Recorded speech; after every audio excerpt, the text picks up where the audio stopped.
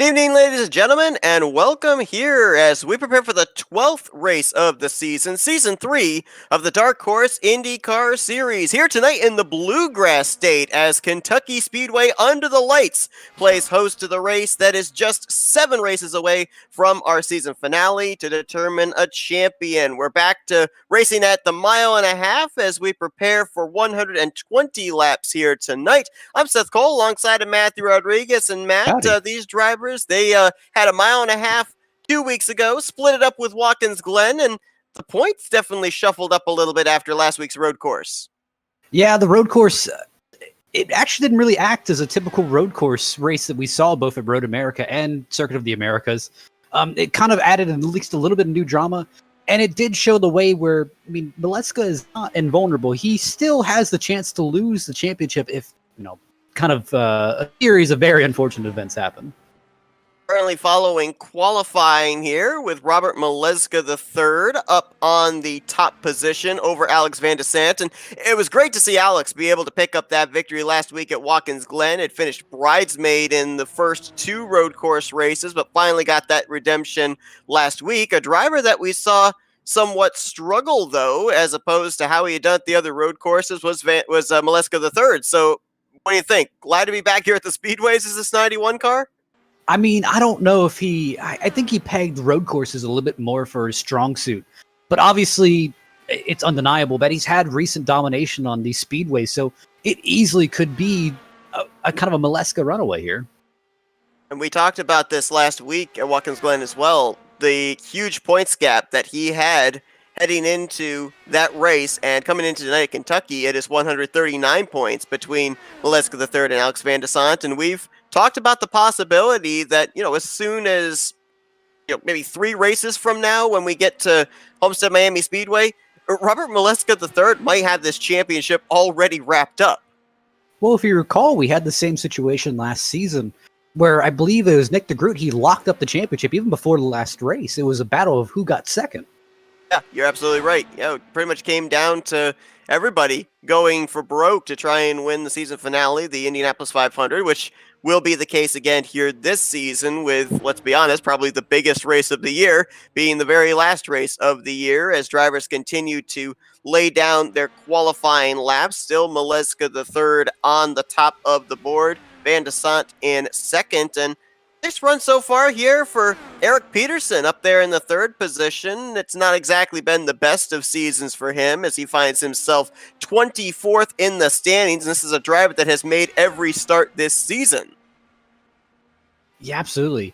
I do actually want to pull your attention to one thing that I've seen, at least in here in qualifying. I'm seeing a lot of these drivers really abuse his apron. So it's a big question of if we're going to try that in the race, and obviously if they do try it in the race, are we going to be let back up the track? Obviously, these drivers and these cars have a rather low suspension, and yeah, I agree with you. And a lot of times, when you go to the apron at a track like this, it's quite a transition from the banking to the flatter apron on the front straightaway. So, my guess, and I might be wrong, but my guess is we're probably just going to see these drivers utilize it in qualifying. I don't think they'll be as brave to do it during the race. You never know. Here's the thing. It could save you a few cents, but obviously the risk kind of comes from, hey, you're bottoming out a little bit. You're going off of the banking to basically a flat surface. And Kentucky, that apron up front, that's not a solidly flat apron. That has a good amount of bumps in it. So it can really upset the car and unsettle it. Now, we mentioned that the point standings got shuffled up quite a bit last week.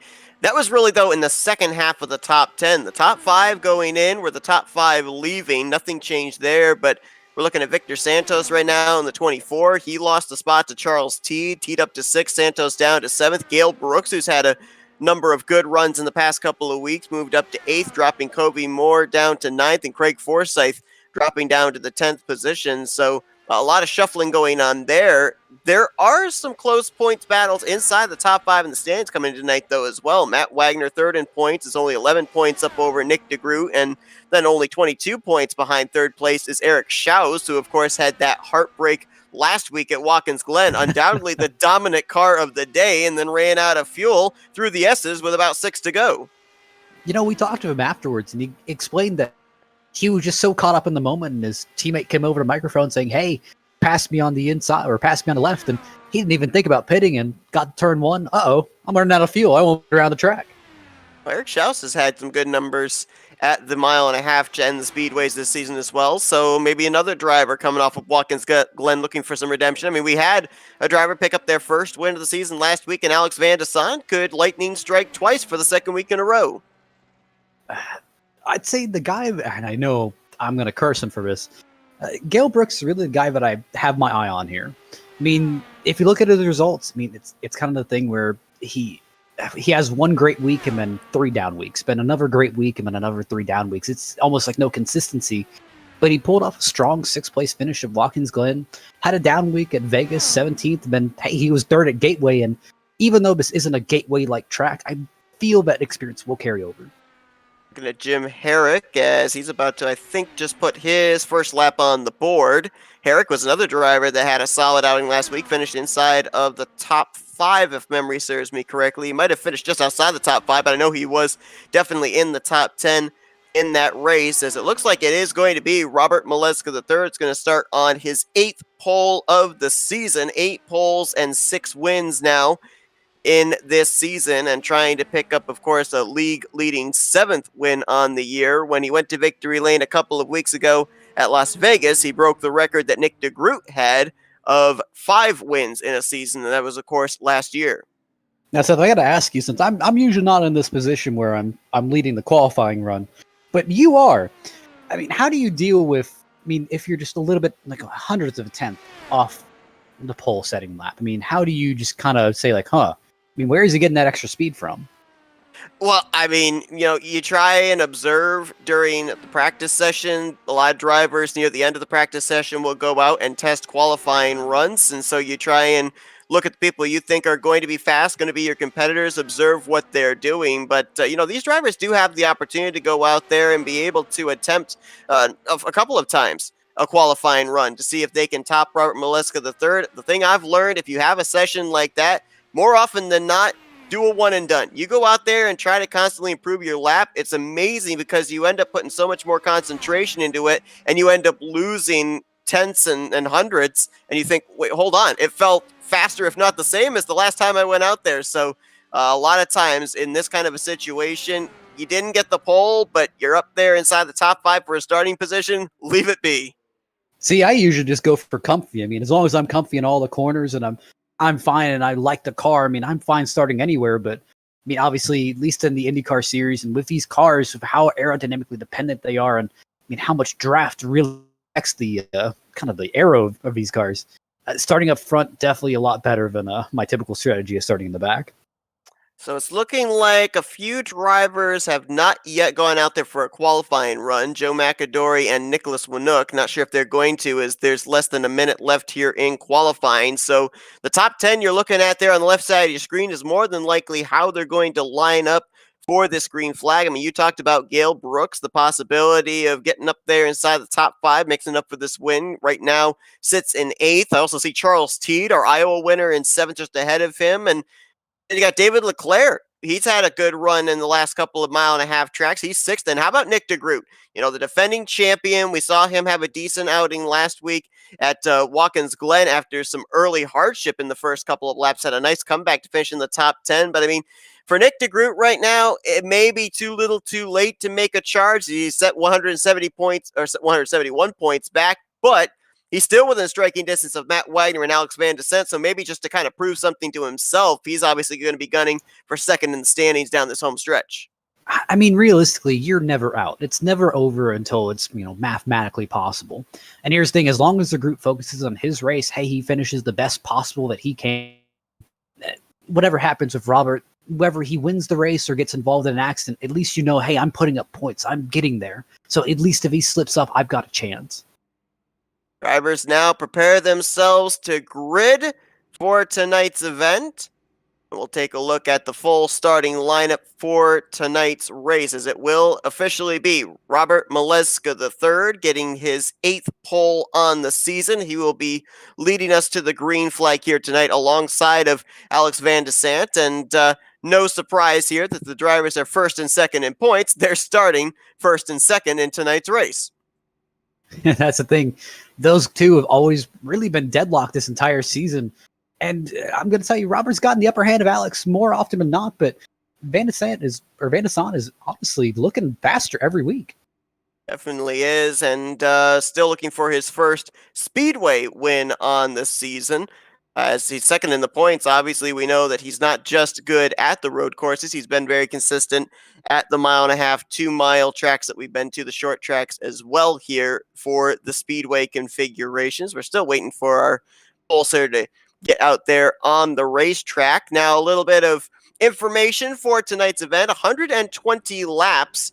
I watched these guys in practice. I think we're going to be going into some long green flag runs here this evening, but that means we could have pit road coming into play. About 40 to 42 laps is about the furthest they can make it on a tank of fuel. So theoretically here, Matt, if we go green from start to finish, these drivers will have to visit pit road a minimum of 2 times. And again, pit road is such an easy place to get into trouble at, whether you're speeding on entry, maybe you merge a little bit too early on exit. That can easily derail a good race. Certainly can, as now most cars have gotten onto the pit lane. We were waiting for one more driver to join on pit road, Nicholas Winook, who, as we mentioned, did not lay down qualifying laps, so he may not actually be at his computer right now. We'll keep tabs on that. Yeah, it looks like he is going to miss the start. So if he does arrive here late, we'll see if he'll be able to get all of his laps back when we maybe have ourselves a restart here this evening. A thing these drivers are going to have to worry about is very much so like what we saw back at Auto Club in the season opener. 3 and 4, the car is going to tighten up on them the longer the run goes on, but as the car starts to use up more and more fuel, that back end is going to get lighter, and there's going to be that loose sensation coming off turn 4, and we saw a lot of drivers get bitten by that back at Auto Club. And again, I almost want to stress, really draft is your best friend here. Obviously, it's going to enable you to really have a lot of these fun runs up top and seeing if you can take it to pass whoever's in front of you. Now, it gets a little bit more complex with when you have about a 3 to 4 car pack. That's going to make things a lot more difficult, a lot more treacherous.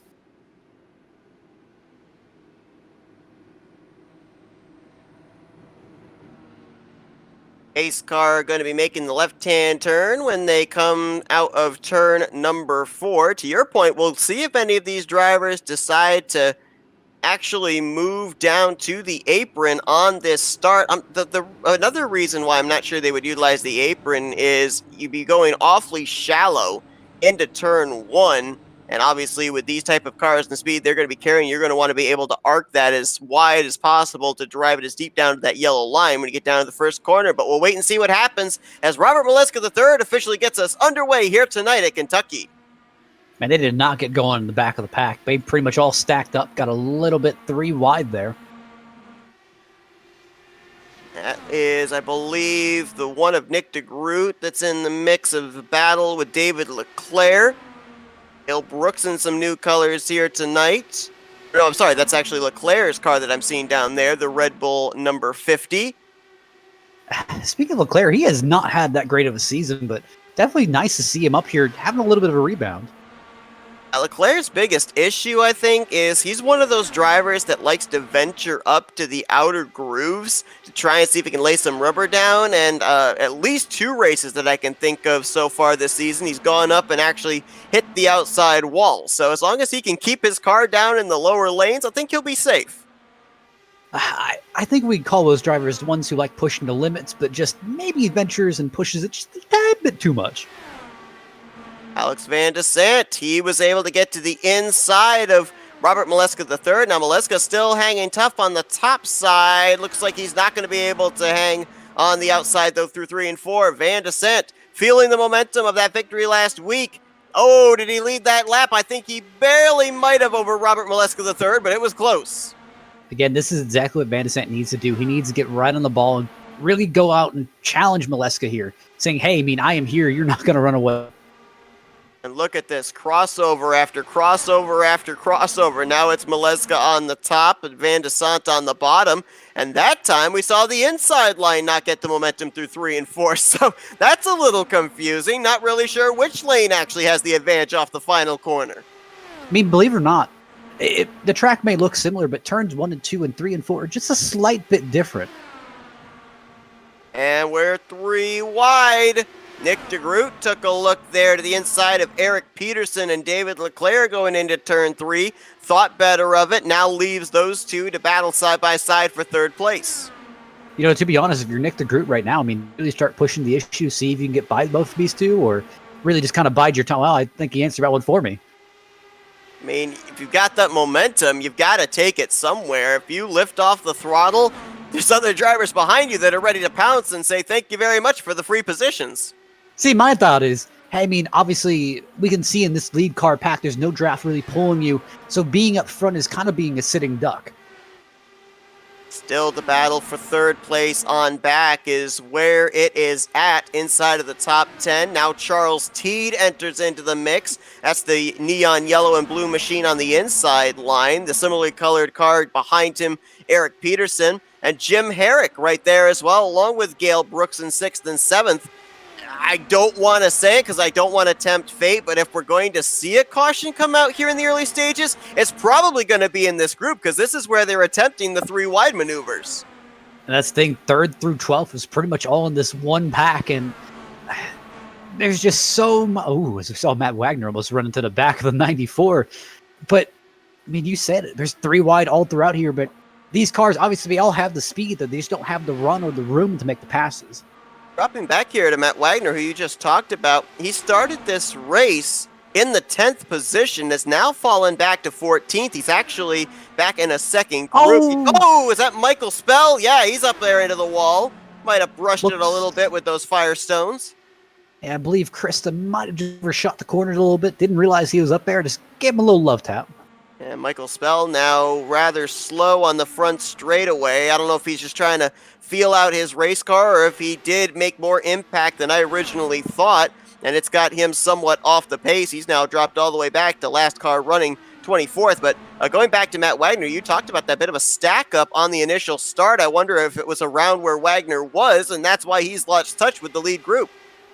And that's the thing where, I mean, easily if you kind of damage your car in lap 11 or lap 8, you don't want to use that fast repair early. You kind of want to save that for, hey, if we get more catastrophic damage or at least a little bit of big impact. But that's a double-edged sword. I mean, obviously taking it early, yes, you lose it for later, but if you're down on power, maybe your aerodynamics is just not there, it lets you keep up with the pack. If you hold on to it for later, you can go multiple laps down. We're still keeping an eye here on third place on back. We really haven't jumped up to the front because Alex Van de Sant's been pretty comfortable riding in the draft of Robert Maleska III. And of course, last week at Watkins Glen, I was really surprised that in that first run that they were able to go as far as they did and then couldn't go that far in the second run. And we were told the draft came so much into play. I think that's the case right here. Van de Sant says, you know what? I'm not going to use up my tires, not going to use up my fuel, continuing trying this crossover battle with you. I'm going to ride behind you, let you provide the draft for me, use up more fuel with the clean air, and maybe play a little bit of pit strategy against you if we get to a round of green flag pit stops. And see, that's why we see the battle up here near 3rd and 4th, where a lot of these drivers, they just kind of don't want to be leading this pack. I mean, they kind of want to sit behind, save a bit of fuel, and hey, let the draft kind of tow you along, because you can let off the gas a little bit in these corners if you're creative enough and have the good enough path. Riding on board with Eric Shouse in the 72. Not a whole lot of jerking of the wheel. Car looks pretty steady through the corners, on the straightaways. Not a lot of movement of the hands, so obviously that car handling to his liking, but I have a feeling with some of these moves that we're seeing being made right now, the car is feeling comfortable, but that comfort is allowing you to maybe make some moves that you might not want to make in certain situations. Oh, Yeah, stack up! That was Santos that went up the track. I think Craig Forsyth had to check up in front of him, and the 24 almost went up and got the outside wall as a result. Man, I was just about to mention Van de Sant was keeping Maleska honest, but man, there is a lot. That just shows you how little of room for error you have. And again, with everyone so close, a little bit of error can cause a very big incident. Now, we ended up having quite a number of cautions back at Auto Club, which maybe, with the exception of tonight's race at Kentucky, one of the wider racetracks, both on the straightaway and in the corners. So far here tonight, 17 laps in the books, and they've been able to keep it under the green flag. So Right now, the hope and the possibility of green flag pit stops look very possible. The thing that I'm a little bit worried about, though, is we've seen now twice some contact made over there in 3 and 4. The more and more that right front tire starts to heat up, the more tighter that car is going to be. And with these side-by-side battles, we could end up seeing one of those mistakes you just talked about. I mean, obviously, if someone gets a little bit of impatience, doesn't want to ride behind so yes, they can overdrive it, kind of rely on that right front tire to kind of take the brunt of the damage and kind of propel them past. But the biggest issue is, hey, we start heating up his right front tire so much, I mean, it does have the possibility to blow out. But also, I mean, hey, when you try that move again, you just won't have that grip, and kind of the wall is there to catch you then. Well, somebody tried the apron there on the front straightaway, Matt. Gail Brooks took it 3 wide to try and pass for the 7th position. And even though he took a rather shallow entry to turn 1, was able to hold the ground. Wow! Oh, and it's going to spin as Gail Brooks after contact with himself and Moskowitz. No caution, though, as that spin was down to the entrance of pit road.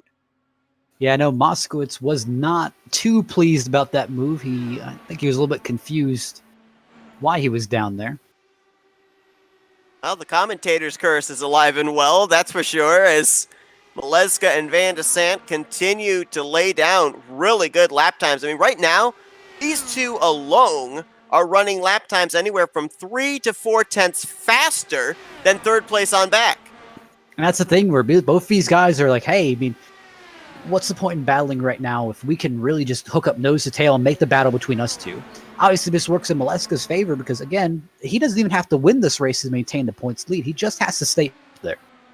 How frustrating has that got to be for Van de Sant? I mean, obviously elated that he won last week at Watkins Glen, but even the good finishes he gets at the speedways, the 91's always right there in the vicinity, so there's not a whole lot of points gained, if any, for the 317. And see, that's what we were talking about last week, and we talked about this the entire season where, listen, you can easily lose points here, gain points here, but if you don't perform at the beginning part of the season, don't really have that good jump, don't have consistency, it can easily mess you over for the later part of the season where, again, Alex is really we're putting up a charge to Robert here, but I mean, Robert's had an amazing season, pretty much flawless. I mean, I don't even know if he had a DNF this season.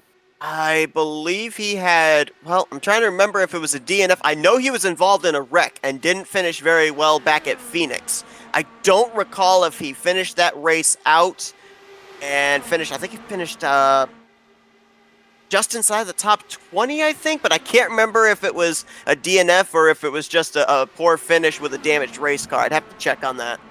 But see, that's just a difficulty here where, I mean, we can't remember the last time that Robert had a bad race. I mean, we can kind of pinpoint a few incidents where Van de Sant may have had bad races, may have had bad incidents that kind of affected him and got him in this position. There it is. Well, my memory was partially correct. It was indeed Phoenix, where Robert Maleska III was caught up in an incident, but he brought that wounded machine back. No, he finished 8th, though. So it was definitely inside the top 20, but higher up than I thought. Man, this battle for looks like third on back is just kind of intensifying here. It looks like more cars have gotten involved.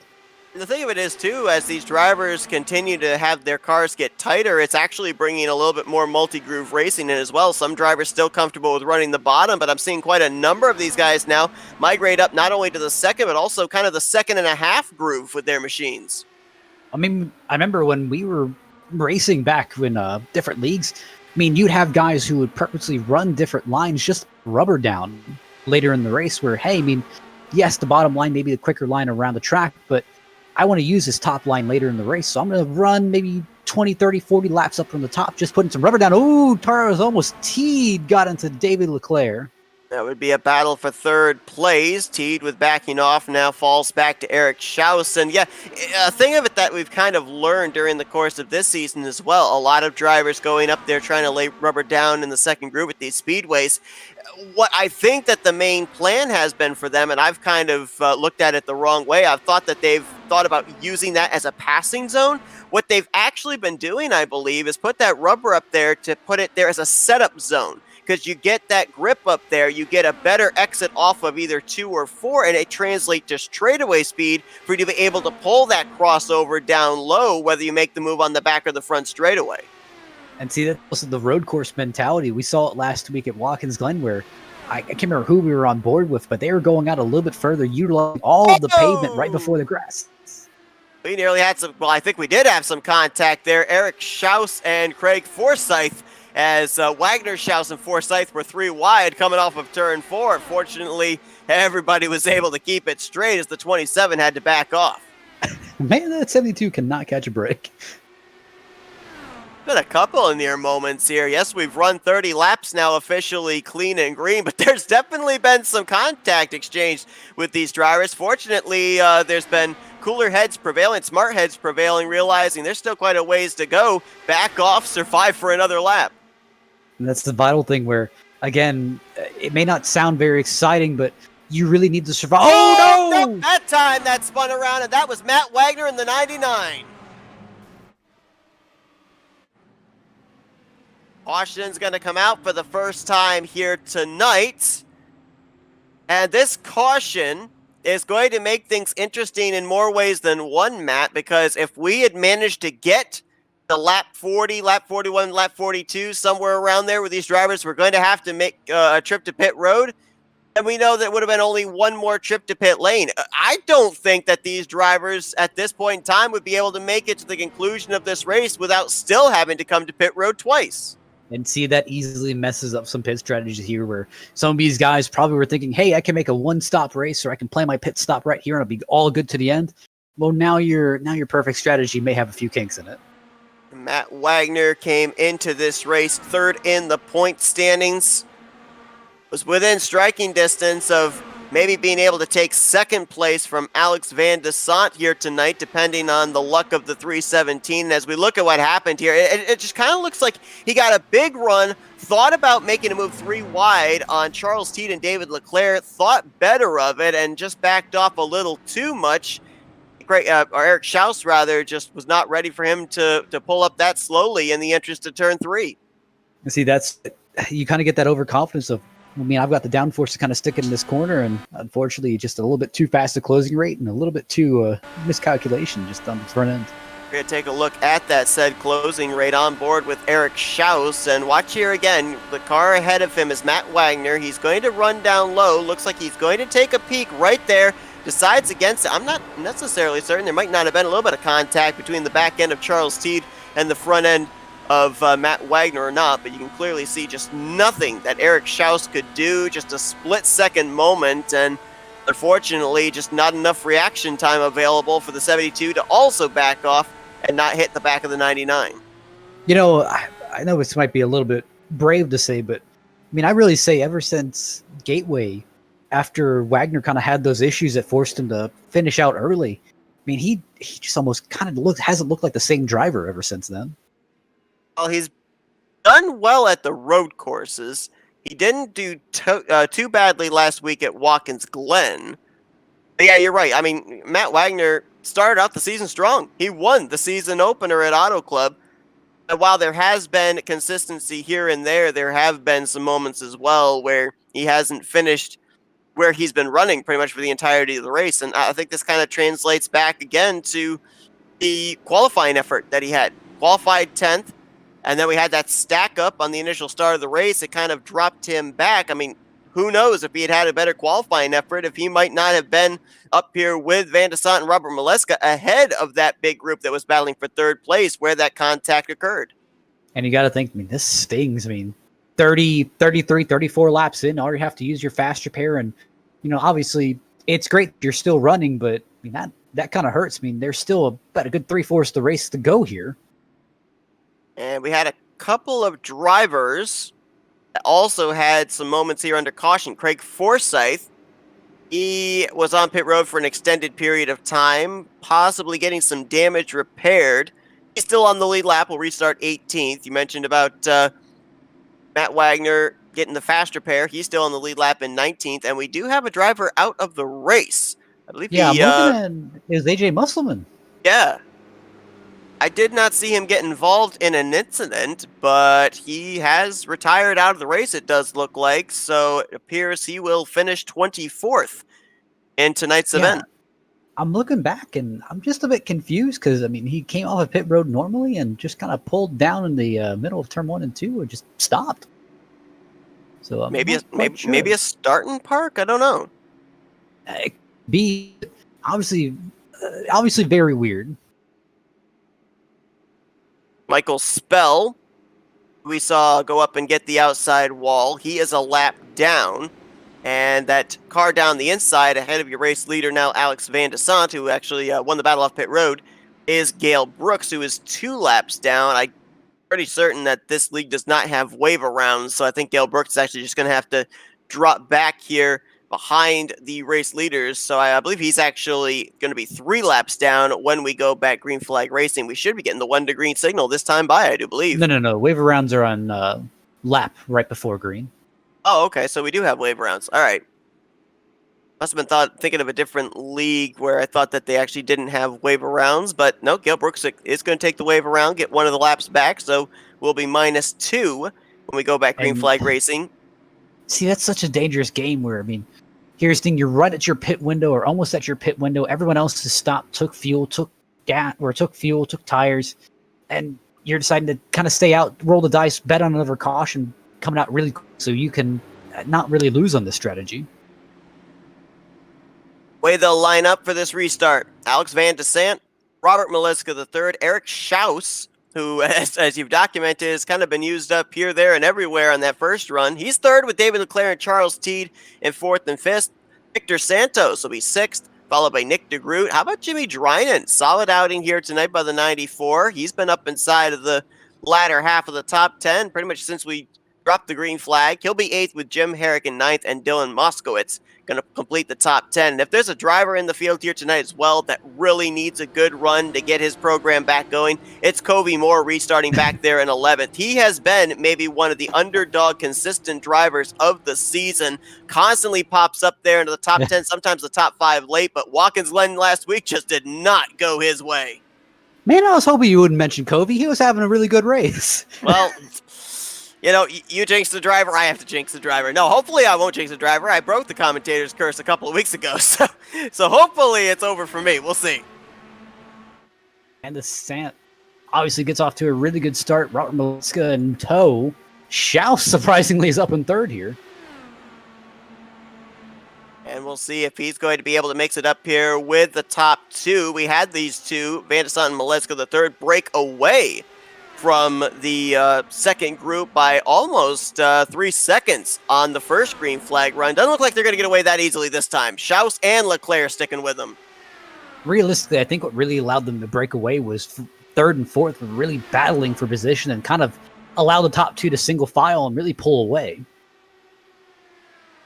Now it's a 4-car breakaway, about 4/10 back to Charles Teed. And Victor Santos and Nick Degroot in 6th and 7th. We got a car that's actually starting to fall back here. 57 of Jim Herrick, and a big reason for that is he's being freight trained on the top side. Covey Moore making the move 3 wide into turn 3. And that's easy. These 3 wide moves work when your tires are all brand new, but wait about 5 laps. I don't know if that will work anymore. Thing that I've been noticing, though, drivers been very brave to go down to the inside line, going through 3 and 4, but I don't know if they can't get the power down or if the car is just getting a little too loose on them on corner exit. They cannot keep the momentum going. By the time they get to the front straightaway, it almost seems like the middle line in a 3-wide exchange is in the advantage. Looks like T drove down into Shouse a little bit. Shouse is now falling back. And we also had, I think, was that Eric Peterson went awfully wide through 3 and 4, losing a number of spots, now all the way back to 16th. Let's see if Santos actually having a good run here. Santos coming into this race 7th in the points. Has had a very good 1.5-mile program. It kind of surprised me that he wanted to skip Watkins Glen due to, obviously he had a okay showing at Coda. I don't know why he decided to skip. It certainly cost him in the point stands. I think he was top 5 in the points heading into that race, and because he didn't start at Coda, he actually dropped outside the top 5, where he currently finds himself in a pretty bare-knuckle fight with drivers like Charles Teed, Gail Brooks, and Covey Moore from about 6th on down through 9th. Well, I'll tell you, the top belt 2 through 4th, or 2nd through 5th. Really hoping that Robert decides maybe take a few weeks off, kick his legs up. Somehow I don't think that's going to happen. Robert Maleska III trying to build on what's been a record-setting season with 6 trips to victory lane, including a streak of 4 wins in a row. And it's 2 by 2 by 2.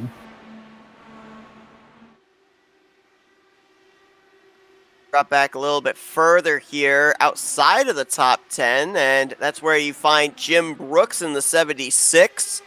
Jeff Heisong in the 18, just outside the top 10, right now in 14th, and Craig Forsyth trying to bounce back. He restarted in the 19th position when we went back green, picked up 6 spots since the restart.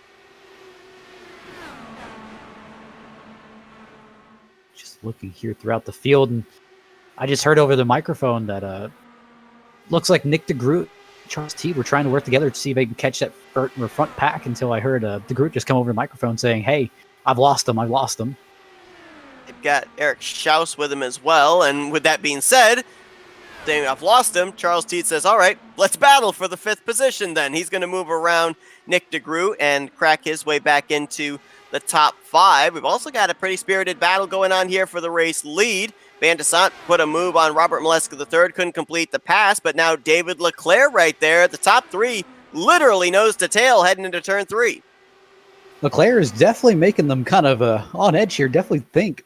And we're also bringing Santos in tow. And if you're David Leclaire, Victor Santos back here, and you're watching these moves being made by Van de Sant and Maleska III or vice versa, you're tempted with your run to try and make it 3 wide. But how do you kind of rein yourself back in and say, hey, it's too early to be making a risky move like this? See, here's the thing. I take it from David's kind of position here where, I mean, if I were him, I have got nothing to lose. I mean, I had a fairly one good run this season, which was Phoenix. I managed to pull 3rd place finish, and pretty much all my 4 or 5 other races this season, I've had a wreck in them. So, I mean, here's the thing. Let me try pushing limits. I mean, there's nothing for me to lose. Now, a driver that we know already has utilized his fast repair after being involved in our only caution up to this point, Matt Wagner. He hasn't made a whole... Oh, my goodness! I shouldn't have talked about him. Contact between himself, and I believe that might have possibly been Jeff Heisong in the 18. He spins through the grass. I think another car hit the outside wall in the front straightaway. 2nd caution flies here tonight at Kentucky. Man, Gardner has to be dizzy after all those flips. Craig Forsyth, I think, might have gotten a piece of it as well. And yes, to your point, Gardner was the other car that I saw shoot up the racetrack there on the front stretch. Let's go back and see what happened. I think that Matt Wagner actually was trying to make some forward progress, was making some pretty dicey moves back here, and this one just did not pan out. The contact was indeed between himself and, actually, I think that might have been the 77 of Benjamin Combs. They came up on a slower car who had either been in the outside wall or was off the pace. And see, that's like that for Wagner, pretty much race over. And that just kind of shows, I mean, again, you don't want to use your fast repairs early, and now you've got nothing, and hey, you got 30 minutes of damage. You're pretty much out of contention. So the driver that was up in the wall on the front straight, it was actually the 27 of Craig Forsyth. I think he's going to make some contact between himself and the 57 of Jim Herrick right there. That's going to have him way off the pace, and the 77 of Combs trying to go down the void, doesn't realize he has a car to his inside. Gail Brooks in the 71 also goes flipping down towards pit road exit, and there you see that wild ride by James Garner. I mean, I'll play devil's advocate here a little bit, where, I mean, Forsyth, I mean, obviously, yeah, he shouldn't have come right off the wall after being hit, but, I mean, at that moment, you're just trying to get as far away from the wall as possible, just get yourself back right, and by the time that he realized, oh, there's a 3-wide pack of cars coming, he tried his best to get out of the way, but at that time, the best thing you can be is predictable, and he was, unfortunately, anything but. Gracious. Tony Hawk would be proud of the wall ride Josh Garner had there on the front straightaway as he actually went up high to avoid Craig Forsyth. And then just had a perfect view there on the onboard of the wild ride that he took. And you're right, that car just never stopped flipping. Pretty much by the time that Forsyth realized he was in trouble, it was pretty much too late. Now, how about this strategy? 3 drivers electing to stay out under this caution. Charles Teed, Eric Shouse, and Jimmy Dryden. Now, already mentioned that for most of these drivers, they would have had to have been to pit road at least 2 more times with the timing of our first caution back around lap 32. Now, with this caution coming out, all the drivers that came to pit lane, they'd be able to make it the rest of the way on one more pit stop, as now Jimmy Dryden makes a late move to pit road. I don't think he made the commitment box. But, I mean, these two here, I'm not really certain what the strategy is of staying out, because I even think with saving under these pacing laps that you cannot make it to the end of this race without being on pit road at least 2 more times. Everybody else behind them, they're only going to have to pit once. They might be pulling a little bit of a bold move here and just kind of banking on another caution, maybe. We'll have to wait and see. I mean, even if they get another caution, that's a lot of track position they would lose if people stayed out. It will be. It's definitely going to be a little bit tough. Gail Brooks, it's like his day is over. He'll be finishing 23rd here tonight. Josh Garner, Benjamin Combs still sit on pit road getting damage repaired. Garner has fallen 3 laps down. Combs has fallen 2 laps down.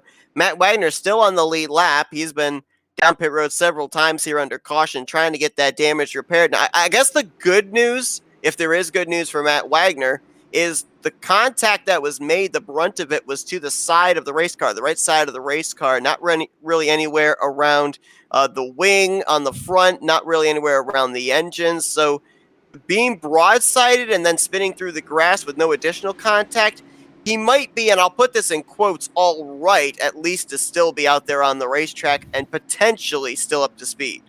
See, that's where you start worrying about maybe a little bit of camber issues, or obviously issues with the car just driving straight, but also there's aerodynamic issues that kind of pop up in your head like, this could possibly affect me. So Alex Van de Sant was actually the first off of pit road of the drivers that came down pit lane. David Leclaire came out second, so he will line up in I'm sorry. Robert Maleska third was actually the first off pit road. He'll restart third. Then Van de Sant and David Leclaire will be 4th and 5th. Victor Santos, Nick Degroot, 6th and 7th. Then Dylan Moskowitz, Kobe Moore, and Jeff Heisong, the top 10 behind 2 drivers that elected to now stay out, Charles Teed and Eric Shouse. This is going to be interesting, too, for let's say that everybody ends up reaching the fuel window of lap 80, where they make their final pit stop and know that they're good to go the rest of the way, and we have a late race caution. Some drivers might like to come down pit road and put on fresh tires, but if these 20-lap-old Firestones for Teed and Shouse are able to hold up and at least maintain some good track position, other drivers might take notice of that. Absolutely, and Seth, I got some really good news for you. We didn't commentators curse Kobe yet. Kobe's still hanging Not tough. Yet. Kobe's still hanging tough. I would like to point out that the driver you highlighted is now out of the race, but I digress. I mean, that really just encompasses Gail Brooks' season. I mean, he gets one good race and then 3 more bad races. There's been another good race and 3 more bad races. It's just kind of piled on this season. And it almost invariably seems to happen to him when he's having a good run up inside of the top 10, as it did here tonight. Josh Garner has actually now joined Gail Brooks, AJ Musselman in the garage area as well. As the green flag back in the air, and Charles Teed, Eric Shouse. This is exactly what the two of them needed with those old tires. Open up as big a gap as you possibly can early on ahead of Robert Maleska III and Alex Van de Sant, who have had 2 of the fastest cars in the field so far. Like I said, I don't agree with what those two are doing right now and just battling side by side. I'd say, hey, let's get nose to tail. Let's go. Let's just run away here. And now third on back, got themselves a little bit lined up there. Victor Santos now going to jump to the outside of Van de Sant, but you see right there, the draft kicking in. The 91 has caught the slipstream of the 5, and now you're about to have 7 cars up in this lead group. That's the thing. Here's where you can get caught in a really bad freight train if you're not picking the right lines, or if you pick the wrong line, or maybe you can just touch the wall a little bit. Shouse is going to lead that lap, but right behind him on the top side is Robert Maleska III, and He's going to take the third lane going into turn 1. That's going to force 3 wide behind him. Here comes Van de Sant down low, and even lower Santos. Santos going to try and pass 4 cars in the span of 2 corners and a straightaway, and he did it. I know Shouse was not, or Maleska was not happy with that move from Shouse. And Shouse really had to back off there through 3 and 4 to make sure that he didn't get wrecked as he was in the middle of the 3 wide situation. And these guys keep looking like they want to go 3 wide again. Oh, are we looking 4 wide down the backstretch? Almost. Well, if I remember back earlier in the season, I believe that it was at Gateway where both Santos and I believe it was Charles Teed came together. And he nearly just came together with Van de Sant right there on the front straightaway, did Teed. So it's over the same things where it was track space. Teed was shoving Santos all the way down to the apron. Santos finally said I had enough and pulled back off the racetrack.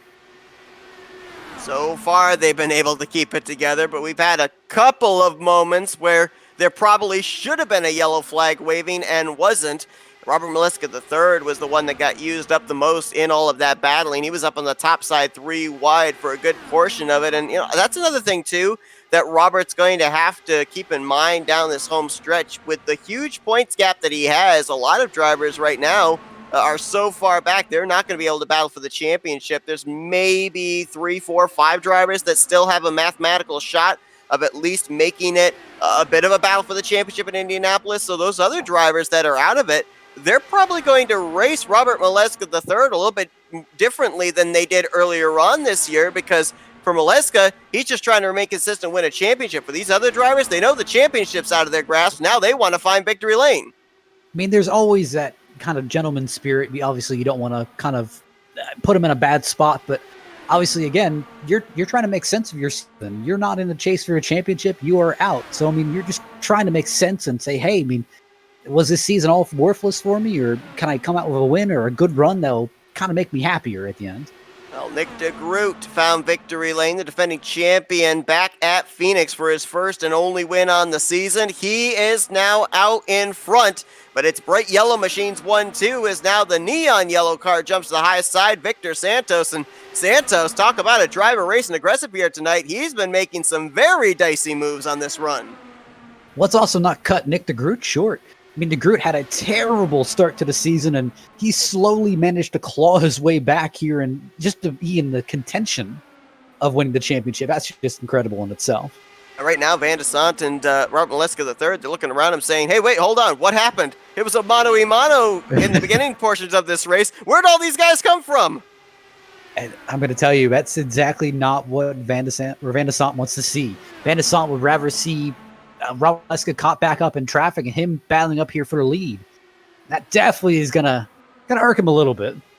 Absolutely, as he's trying to do all he can to close up a triple-digit points gap between himself and Robert Maleska III. And now Nick Degroot kind of getting freight trained here. Maleska, Santos, and I believe that was Teed all jumped up to the outside down the back straightaway, but didn't look like it made up enough ground. Woo, Van de Sant got a little loose there, as did Santos, and they're going to go side-by-side for third. I was looking back in the field. I think out of 4, Leclaire might have actually touched the wall a little bit. Well, David Leclaire, if that's the case, then he might be perfect in brushing the outside wall at the 1.5-mile tracks we've gone to so far this season. I know that he did it back at Texas. I'm pretty sure that he did it at Atlanta, and I'm fairly certain he also brushed the wall back at Las Vegas, so he might be a perfect 3 for 3. And see, that's the thing where, I mean, you're pushing so much, and you're in this pack, and you want to find something else that someone, or obviously all your competitors don't have. You're going to start exploring a little bit, pushing the limits, and that's the thing where he's just kind of explored that limit a little bit too much. Now, we do not have the statistics for Season 1 for Dark Horse, but we do have the statistics for last season, Season 2. Now, these drivers never did drive Kentucky back in Season 2. A lot more newer tracks here on the schedule, since the schedule was expanded from 11 races now to 18 this year. Closest track to Kentucky that I can see that they were at last year would have probably been another 1.5-mile track at Homestead Miami Speedway. And Nick Degroot was the winner of that race. Nick Degroot actually had quite a number of 1.5-mile wins last season. And right now, he's putting out a pretty good challenge here for Robert Maleska III. And see, these longer seasons, I mean, drivers hate him, drivers love him. And they hate him and like him for very different reasons where, I mean, here's the thing, you kind of have to stay on your A game longer. I mean, again, Degroot managed to win the championship in an 11-race season. I mean, we just swapped to an 18-race season. So, I mean, if you're at points leader, you have to stay honest for longer. I mean, you've got to keep performing week after week. Top 5 have all broken away. You talked about Leclaire getting the wall. I don't know if that has affected his speed or not, but it's kind of wadded up this second group. Dylan Moskowitz is here, as well as Eric Shouse, Kobe Moore there as well. You got a little group of 4. Then you drop back and find a group of 2 with Jim Herrick in 10th and Jeff Heisong in 11th. Then you've got a little bit slightly bigger pack with Jim Brooks, Gary Corley, Eric Peterson, Jimmy Dryden. That's 12th on back through 15th. So the field is kind of grenaded again, little fragments here and there of little pockets of cars. I mean, here's the thing, even with how hard they're racing, I mean, I'm still seeing some kind of gentleman action going on. I mean, Kobe Moore, I mean, I saw him in 3 and 4. He backed off before he got in the corner because he didn't want to run Leclaire a little bit tight. And this thing where, hey, we're still within about 40 laps from the end. So you're still going to give each other a little bit of room, but I mean, I'm kind of curious as laps run down, how close you're going to start cutting people. I got a couple of questions. I'll ask the first one here about the 2 drivers that elected to stay out. Now, we know that they're definitely off sequence in terms of pit strategy, but Charles Teed has only fallen back to 5th. He's actually still latched on to the tail end of this lead group. And Eric Shouse was the other one. He's actually coming to pit road. But no, he's not. He's wrecked. Caution has come out. Well, I was going to ask, is it successful, those 2 drivers that elected to stay out? I think we know the answer for Eric Shouse now. I believe your commentator's curse might have struck. I didn't pick him to, okay. Just wait. Just wait until you see the replay. Oh. Well, I mean, he didn't wreck. Kobe Moore is the car we're watching back here, the white machine, the number 15, as he's going to, well, in essence, run over the 72, just different lifting points going into turn 3 for those 2 respective drivers. And you may think, hey, he just kind of ran him over, but remember here, I mean, Kobe had newer tires, and again, Eric had a little bit more worn down tires, so he had to let off and kind of angle himself a little bit more into the corners where Kobe easily could just drive it further on in with the newer tires. A great point. Well, with this caution coming out here, Matt, it makes things even more interesting. Everybody has come down pit road. However, according to the numbers, even if we get back green flag racing around lap 77, 78, these drivers are going to be anywhere from 4 to 5 laps short on fuel. And here comes the big question where, I mean, hey, do I lift on a few laps, let draft kind of carry me through, or do I kind of just run as fast as I can and pit where I think is necessary? We're going to have to see how it all plays out as Maleska III's team in that number 1 pit box gets the job done. He'll be leading us back to green. We saw fuel strategy last week at Watkins Glen knock out the dominant car of the day, Eric Shouse. Could Kentucky be planning its own little fuel strategy race here in the closing stages? We'll find out in just a few moments. We're going to be waiting for that pace car to turn them loose for what will probably be somewhere around 42, 43 laps to go. We're going to step aside, though, for a quick commercial break. We'll be back here for the restart in just a moment as you're watching the Dark Horse IndyCar Series Season 3 presented by HyperX. It's a road few dare to travel, a journey filled with danger and unpredictability. So why do we traverse this road? Why do we take such a gamble? Because if we don't try, we'll never know what we could have achieved. That's why we strap in, rev up, and fix our focus on the ultimate prize. Because the reward is well worth the risk. The 2021 NNSCRA Daytona 500, Saturday, February 20th, exclusively on Flatout Racing Network.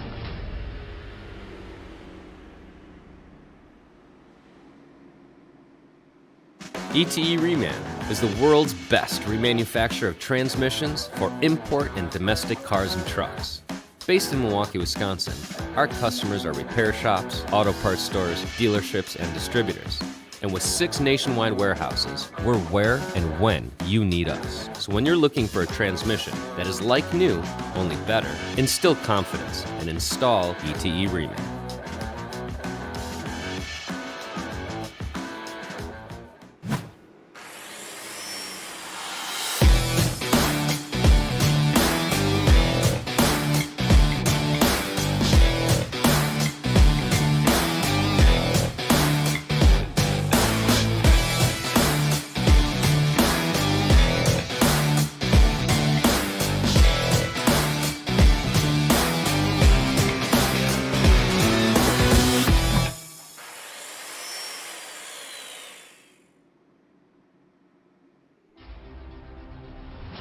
It's a road few dare to travel, a journey filled with danger and unpredictability. So why do we traverse this road? Why do we take such a gamble? Because if we don't try, we'll never know what we could have achieved. That's why we strap in, rev up, and fix our focus on the ultimate prize. Because the reward is well worth the risk. The 2021 NNSCRA Daytona 500, Saturday, February 20th, exclusively on Flatout Racing Network.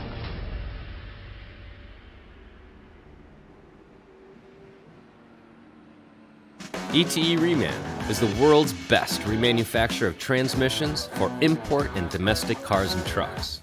Based in Milwaukee.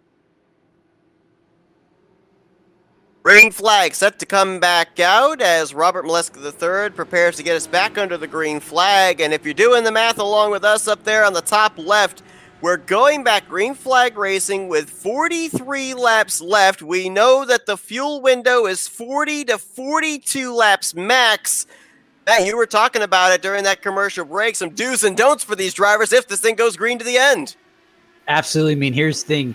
Why Robert Molesky looks like he's in the perfect position right now. He's actually in the worst position. I mean, when you're a leader, you're not saving fuel. You're breaking the air for everyone else. So, I mean, I wouldn't be surprised to see him let Degroot get by just so he can ride behind him. But Degroot wants to do the exact same thing. He may be tight on fuel too, and he kind of wants to save here a little bit. It's kind of the opposite of what a driver is trained to do. They're trained, go up to the front, lead this race, but it's going to be kind of a bit of hot potato. No, you take it. No, you take I don't want it, as far as being out in front and cutting that draft. And here's the thing. I mean, you may think that I'm good on fuel, but obviously, again, you may have 43 laps on your tank, but you got to make it around 44 times because you got to complete that lap. I would think it'd be very difficult if you are a race leader to be able to drop back safely, just based on a number of the wrecks we've seen here tonight have been drivers going into a corner, one slower than the other. I mean, if you lift to try and let somebody on by, there's no guarantee that they're not going to run the same line you are, not be prepared for you to lift as much in your attempt to let them on by, and next thing you know, both you and they find yourselves wrecked. You know, I don't even know if I want to drop back just because of, you know, again, track position. Track position's been so vital tonight where, yeah, I could drop all the way back to 5th, 6th, but I don't know if I'm going to get back up there with how everyone's been racing. Now, we did go back green with 43 to go. They ran, I believe it was 3 laps under pacing. I don't know just how much fuel you can actually save going around 3 laps here at the mile-and-a-half Kentucky, so it may be even closer than we think in terms of who can make it the furthest and who cannot, or even who can make it to the checkered flag. Everybody right now is on the same fuel strategy. Everyone came to pit road under that last caution. There's nobody that's trying to stretch it any further than another driver. You got to remember, if your car runs out of fuel and it dies, these cars do not have starters in them. You have to return to pit road to get your car restarted. Even if the car dies, if you can't make it to pit road, I mean, that's effectively your race. at this point in time, you talk about track position, only 7 cars up in this lead group. Jim Herrick is leading a second group of about 4 drivers. Jim Brooks, Jeff Heisong, and Gary Corley in this group. So obviously, these drivers are hoping for a caution to come out to give them another shot of getting up here to battle for the race lead. But what about these guys up here in this top 7? Obviously, a caution would save you. You could come down pit road, take on the fuel you need, make it to the conclusion, but at the same time, you're giving up the gap you've got back to 8th place and the opportunity of a 1 in 7 chance of winning tonight. See, this is almost like a poker game where you're trying to bluff, but you have enough fuel to make it to the end. You're trying to dare everyone, hey, come match me. And that's the thing where I don't believe Santos has enough fuel. I don't think Degroot has enough fuel. But Santos is trying to run like he has enough fuel and trying to say, hey, look, I've got enough fuel to make it. If you guys don't try and pass me now, I'm going to run away with this. And right now, he does show the way, does Santos. Degroot took a little look there. Actually, he's going to keep looking on the front straightaway. Ooh, that's a bit close there as Santos comes down to throw the block. But Degroot had a pretty good run there, so that was a risky block on the part of the 24. And that's the thing. I heard Santos come over to the microphone and say, hey, I'm sorry, I didn't mean to get you that close. And Degroot said, don't worry about it. Keep going. Now, Robert Mileska III, we talked about him trying to fall back. He's now slotted into 4th place. So this might be a case of him realizing the fuel situation, just wanting to position himself to get some draft, save some fuel. The guy I'm looking at right now, that since we went back green, has been at the tail end of this group, has been that 3 of Dylan Moskowitz. Now, his teammate is Robert Mileska III, the both of them out of Twisted Trojan Motorsports. The good luck has been on the side of Robert Mileska III, not so much for Dylan Moskowitz. I mean, could Moskowitz possibly be the guy to pull off the fuel strategy run here tonight? I mean, again, we're looking at his previous results. I mean, earlier in the season, he kind of got off to a decent hot streak, and then around Twin Ring, it just kind of all started falling apart.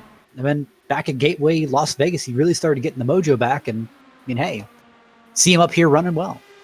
And he may not right now be up in the lead pack, but he is inside the top 10, the 3rd entry out of Twisted Trojan. Jeff Heisong, solid outing for him here tonight, 9th on the running order. And this is a driver that's made a limited number of starts this season. I believe he has started 5 of the races so far. 30th in the point standings. He does have 1 top 10, and right now en route to maybe getting his 2nd top 10 on the season as Alex Van de Sant goes back to the front. It's actually been a while since we've seen that 317 leading this race. He's been up in the top 3 pretty much the entirety of the night, but he only led about maybe 10-15 laps at the beginning stages of tonight's festivities. You know, I don't know if I can state this enough, but it is so relieving to see David Leclaire up here running and not in a wall. I mean, that is just kind of a nice change of pace for him. And this is really the run that he needs this week. Absolutely. Now, we've had, believe, 6 different winners this season. Only one, that of course being Robert Mileska III, has gone to victory lane more than once. Look at some of the drivers we've got up here trying to be the 2nd multi-time winner on the season. You got Van de Sant, our winner from Watkins Glen, Nick Degroot, our winner from Phoenix, and Charles Teed, our winner from Iowa. They represent 3 of the top 4 right now. To be honest, if I was Van de Sant, I'd be kind of looking at the big picture here, and I'd be trying to save a little bit of fuel because I'm looking at Mileska. Mileska just dropped back to 7th place. He's obviously saving fuel. I mean, I'm looking at his previous laps. I'm looking at how he's driving the car, and it's just he's driving in a more relaxed manner, just trying to look like he's really just saving fuel. I mean, Van de Sant, I'd say, hey, get behind Degroot, kind of try to save some fuel, and I mean, hey, hope that Robert times this wrong. If Robert times this wrong and you have enough fuel, that's probably about a 10th, 15th, 20th place finish for Robert. And that's a good top 5, top 10.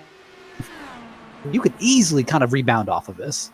With Nick Degroot and Charles Teed run up here inside of the top 5. You also got Eric Shouse right now back in 11th. It's looking like Matt Wagner might be heading into next week outside the top 5 in points. He brought his car to the garage area 2 cautions ago. Will finish 21st here this evening, and this might possibly be, I'd have to go back and look, this might be the first DNF finish of the season for the 99 car.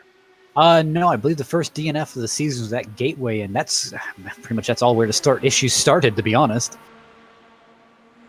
So tough break there for Matt Wagner, who was involved in not one but two incidents prior to the halfway point of this race, and will not be around here for a chance of picking up his second win on the season. Of course, won the season opener at Auto Club as Van de Sant and Nick Degroot continue to battle each other here, and it looks like Van de Sant, he's saying to Nick Degroot, if you're going to pass me low. And Degroot's been more than willing to go down there, but he just has not been able to get that needed speed off the corner to translate to straightaway speed to complete the said pass. Yeah. I'm reading Teed here, and Teed, at least in my opinion, he's in the perfect position where, I mean, he's kind of riding in third. He's watching these two up here battle, but he's getting an ample amount of draft, kind of just laying back, sitting here and saying, hey, I'll let you guys kind of fight it out. I'm just going to save fuel, get tugged around by your draft. Yeah, this battle up here in the top. Go ahead. Oh, you're good. Okay, finish your point. You're good. Oh, no, so Santos, he managed to hold Santos off. Right now, I was going to say the top 7, the battling that we saw earlier on amongst 7 drivers, on occasion 3-wide formation, that's gone away.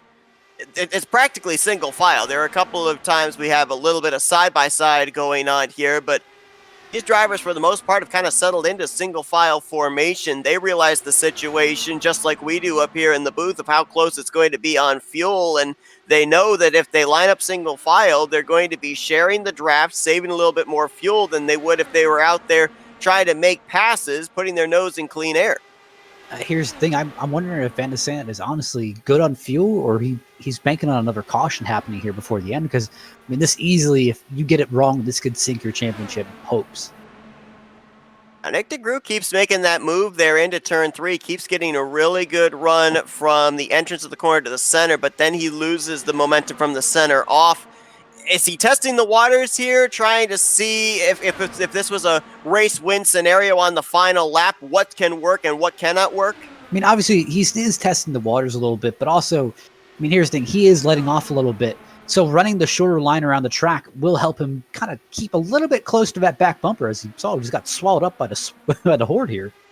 Yeah, he almost, I don't know if there might have been some contact or he just got loose there off of turn 4, and now there was near contact again, this time between Victor Santos and David Leclaire. So that's a couple of near misses for the 50 car in the span of maybe about 800 feet.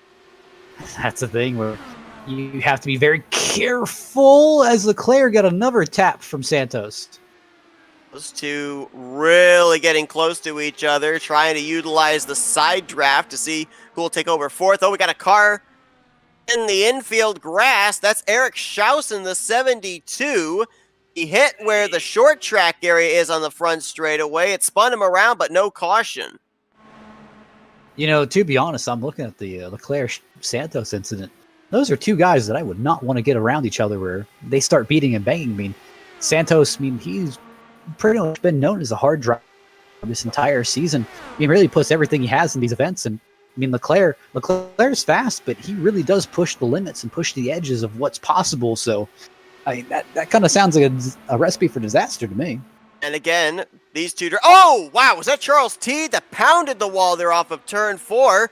Incredibly, it didn't look like he lost any momentum. I'm pretty sure he got it with the right side. But going back to your point there about Leclaire and Santos, they kind of fall into that category of nothing to lose. The only thing that stands between them and a trip to victory lane is about 3 race cars. Would you believe me if I told you he missed it by just that much? Boy, it almost looked to me like he actually did hit it. But if he was able to miss it, very, very lucky as Charles Teed is now. He's going for the top position on Alex Van de Sant. And we learned back at Iowa that, tire conservation might be something here for these drivers here tonight as well. We didn't really see a whole lot of fall off with drivers that had 20 lap older tires in that run between the second and third cautions. But I have to think that tire wear in terms of making moves comes into play. And Charles Teed proved back at Iowa that he is very good at saving his tires for the long run. And that's the thing where, obviously, you're never going to be 100% confident in how much you have in fuel. Partially because, again, once you get out of the draft, once you start running a little bit harder, all drivers have an estimated fuel remaining tab on their driver information sheet. However, that fluctuates depending on how they're racing. If they're running more conservative, running in the draft, of course, it's going to show them a better outlook of how their fuel currently is.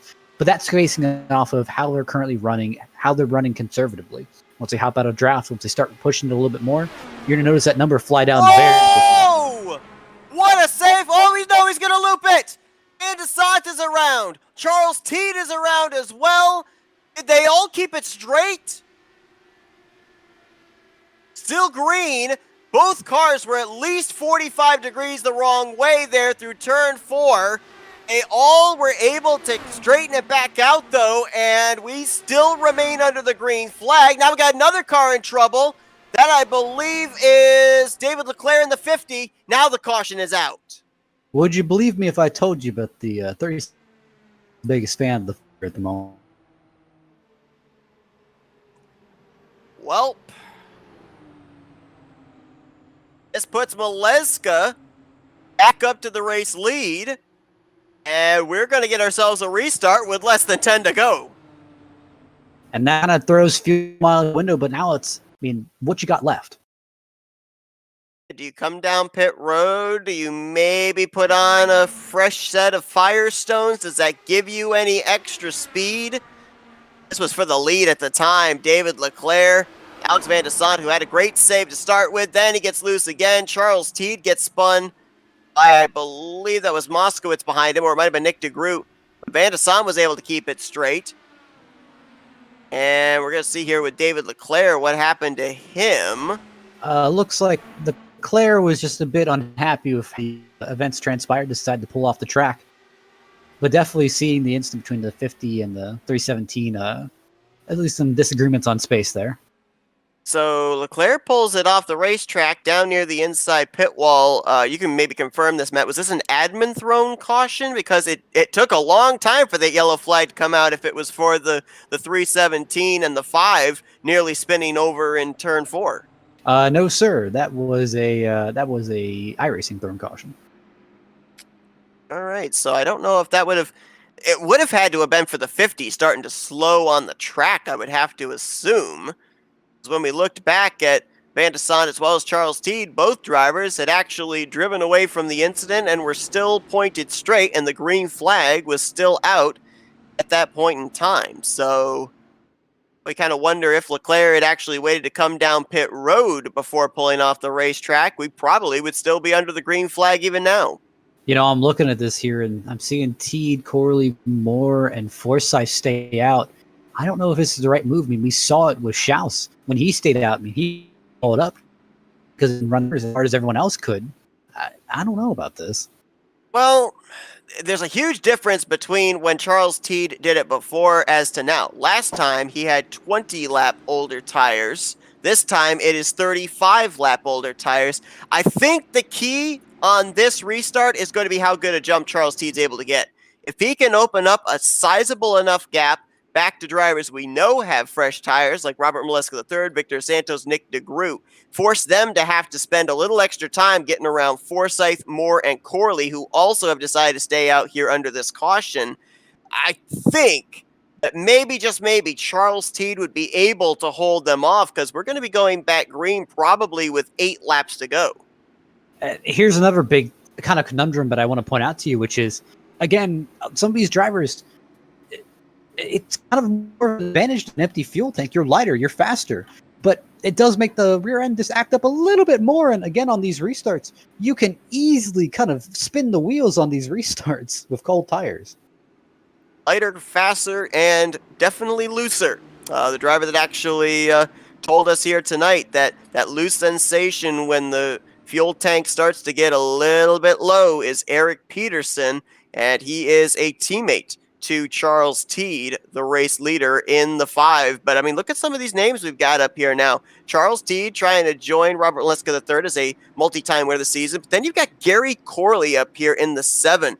Gary Corley is 18th in the point standings. This guy's still looking for his first top 10. He might get his first top 5 to boot here tonight, depending on what happens in this final restart. Covey Moore's back up here in the 15 after he had to get a fast repair that front wing after earlier contact between him and Eric Shouse, and Craig Forsyth, who we haven't seen go to victory lane since all the way back in the season finale of Season 2 in the Indianapolis 500. He's up here with a shot once again, going to be restarting in 4th place, but then you've got the fresh tires behind them being led by the driver that's been to victory lane more than 50% of the races he started this season, Robert Maleska III. This thing where here's where it comes into a kind of a big kind of conundrum here, where Van de Sant is currently in 14th. He needs to be up pretty much matching or beating Maleska here. Maleska's up here in 5th with the freshest tires on the field. So not a good look. David Leclaire, as we mentioned, out of the race. Looks like he'll finish 19th tonight. Eric Shouse still sits on pit road. He's been there for about 7 minutes. Looks like he'll probably be finishing 20th here tonight. Eric Peterson is a lap down, so it'll be 17 cars in the lead lap of 18 cars that will come back around to receive this green flag, which will officially be with 8 laps to go here this evening. And we got to remind everybody that here in Dark Horse IndyCar Series, there are no overtimes. If this race has the caution come out somewhere around the completion of lap 115, 116, it's very likely the race could be ending under the caution. So there's no time to wait here for these guys, Matt. It is go time for everyone now. And that's the key where, I mean, you have got to perform. And this is kind of the money hour. This is the moment that determines, hey, are you going to win this thing? Oh, boy. Eric Corley was not ready for the green to drop.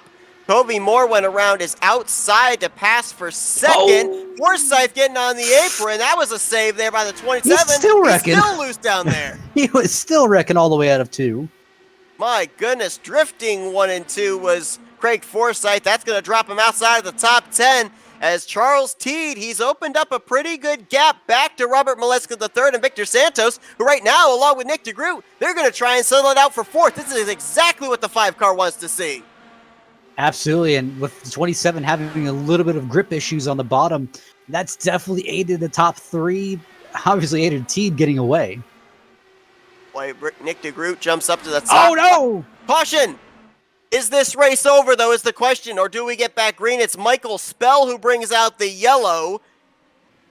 And you got a little bit of assistance. With 6 to go. Ooh, we might get back green, but if we do, it's going to be maybe a green-white checkered, maybe a one-lap shootout. I don't know. I'm going to tell you, that was a man on the mission move. Van de Sant obviously was trying to push. Seth, this isn't over. There's enough time for him to re-rack and get back on. I think there is. Just a question of how many laps are there going to be. As we'll go back to what you were talking about there. Alex Van de Sant behind Michael Spell. Oh, gets him in the right rear quarter panel, and that is a wild ride. About halfway down the back straightaway, all the way into the entrance of turn 3. So let's do a little bit of power rankings. Obviously, Teed has to be the unhappiest person in this field here at the moment. He was running away with it. Obviously, I'm willing to bet he probably would have ended up walking away with it cleanly. Gary Corley, Kobe Moore, they're a little bit less in the happy situation. Obviously, they were kind of battling up, but they were having lack of grip. They probably were going to get caught by the 91 and the 1. And obviously, the 91 and the 1, they're happy as can be because they got all bunched back up, so they can make another run at this. Well, here's the thing, though, that I would kind of counter that with.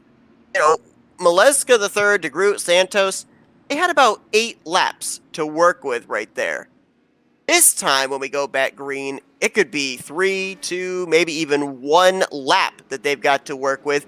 And they only succeeded in passing one of the drivers that had stayed out with Charles Teed. That was, of course, the 27 of Craig Forsyth.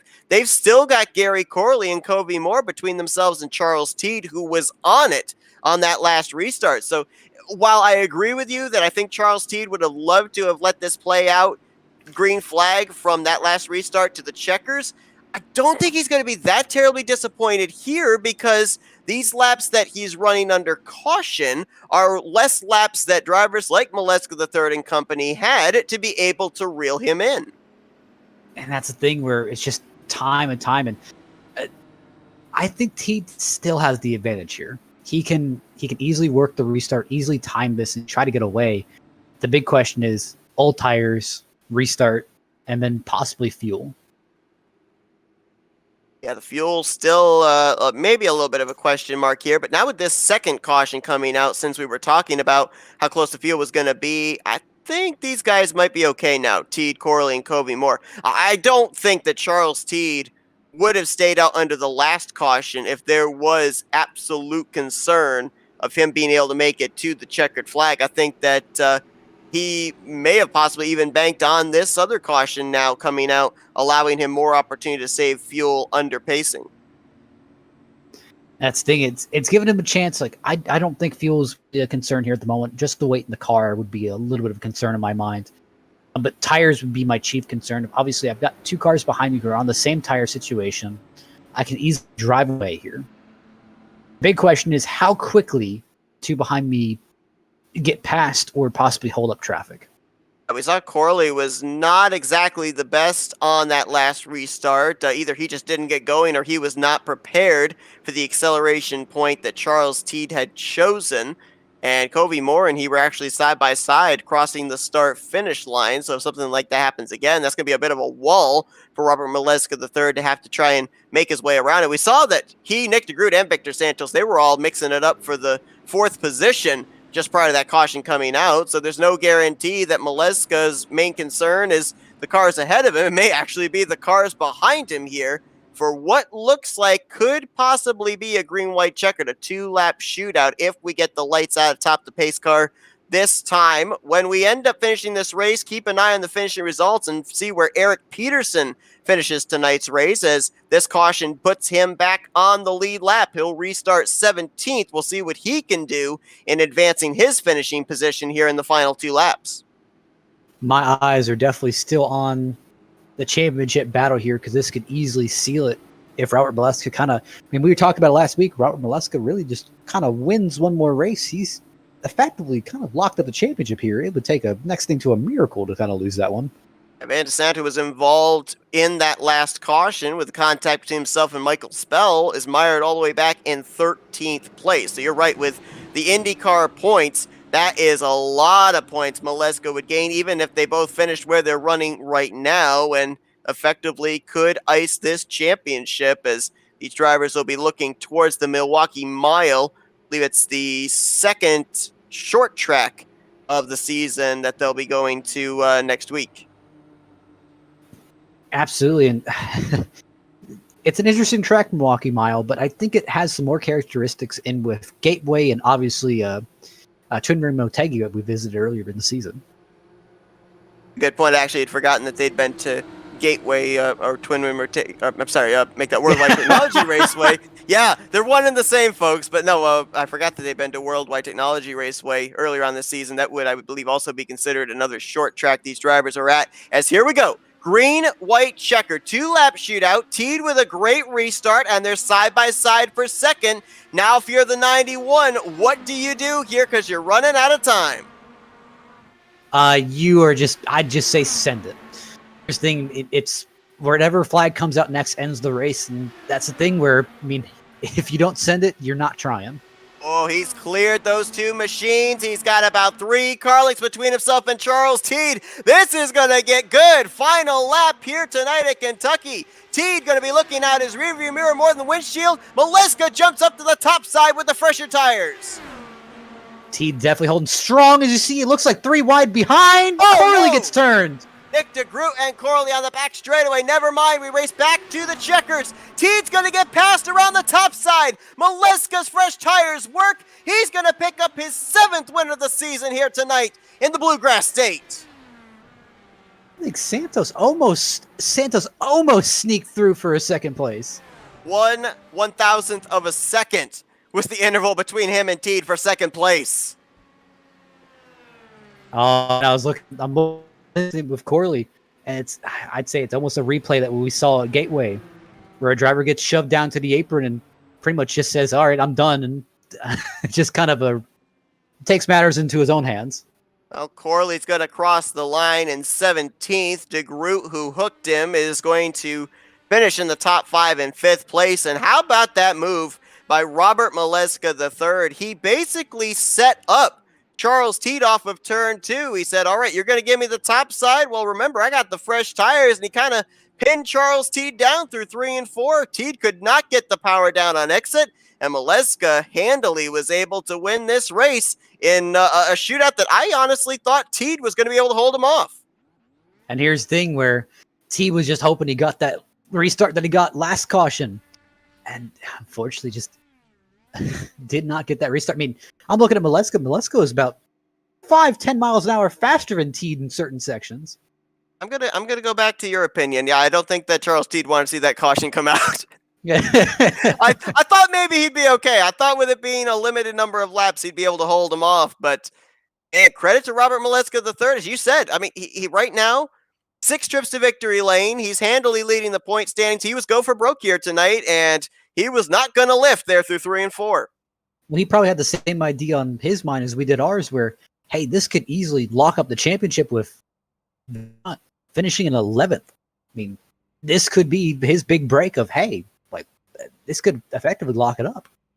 Great run for all of the teammates out of Twist and Trojan Motorsports, though. You got Maleska with the win, Dylan Moskowitz in 6th, and Jeff Heisong popped up there into 7th in the closing stages. And look at some of these other drivers back here that we really didn't talk about tonight that are getting top 10 finishes as well. Jim Brooks is going to finish 8th. Kristen Nelson will finish in 9th, and back-to-back top 10s for the 57 of Jim Herrick.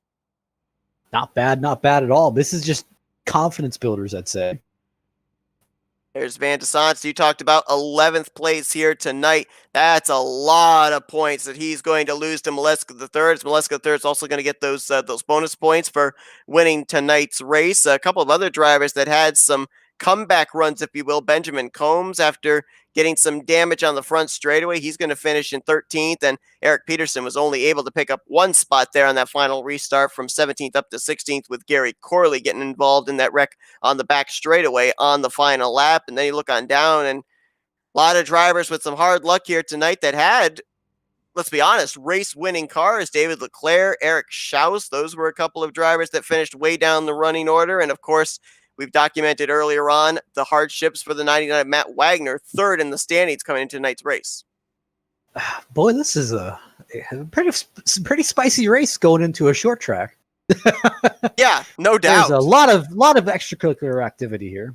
And obviously, there's going to be some disagreement over space here tonight. And while these definitely are not bulky like the stock cars, where you can kind of settle a disagreement out there, might kind of change the way that certain drivers will race with others, as a lot of times scores do get settled at short tracks. But we're going to have to wait for that when we eventually get to the Milwaukee Mile. Let's see if we can talk with a few of our drivers that finished up inside of the top 3.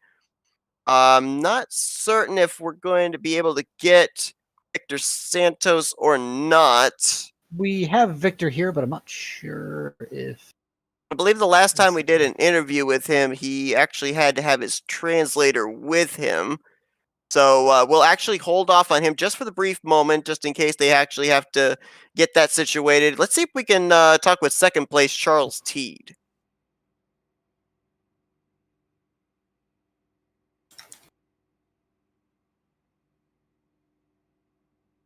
Hey, Charles, it's Matt and Seth up here in the FRM booth. You got us? Been a while. How you doing, gentlemen?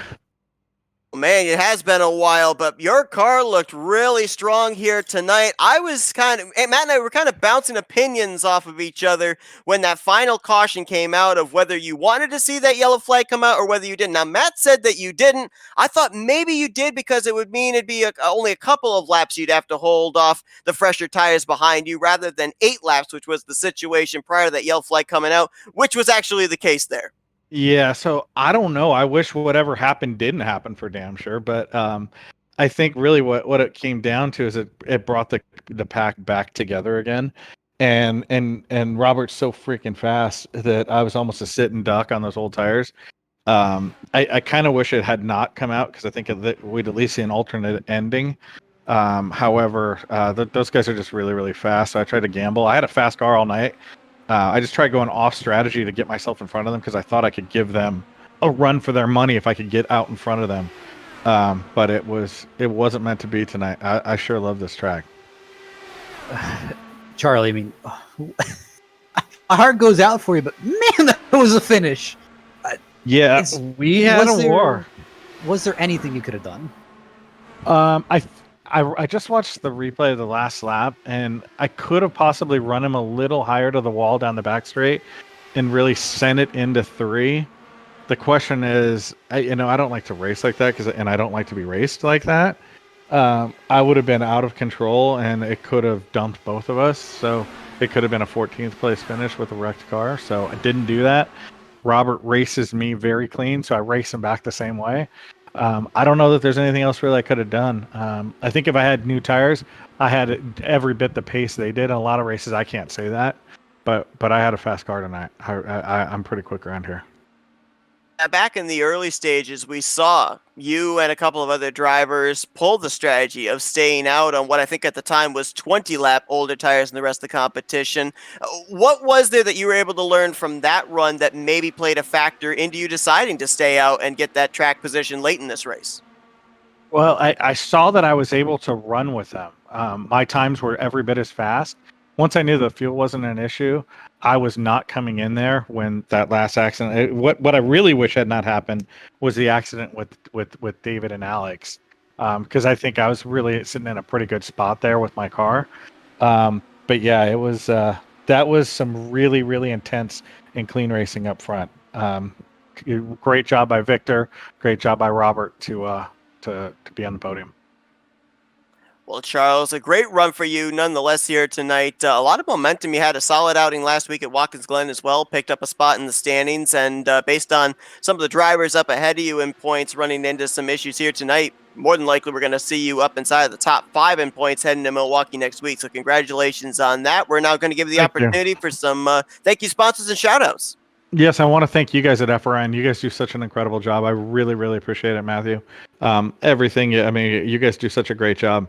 Want to start there. Want to thank all the guys that come out and run with us every week here at Dark Horse. It's a lot of work to run this league, so I appreciate all of them coming and joining us. I want to thank ESTV for also broadcasting your broadcast back on television around the world.